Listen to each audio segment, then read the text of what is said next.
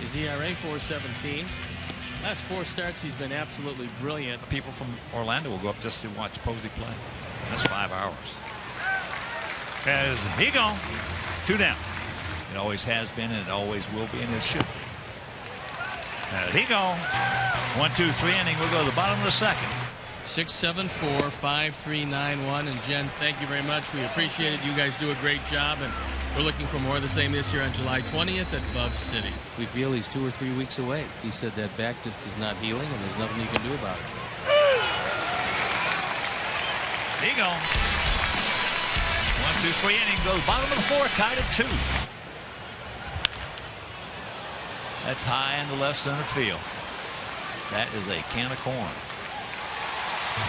And that'll retire the side. Go to the bottom of the 6th, leading by 6. That ball's hit hard. We got a man there. That's a hang whooping.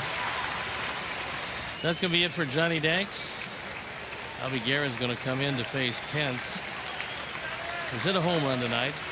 Took a good solid swing back in the 5th inning. And John got a whole lot of offense from his mates tonight, and he will exit the ball game getting a standing ovation from a very appreciative U.S. Cellular Field crowd. Over 25,000 strong here tonight.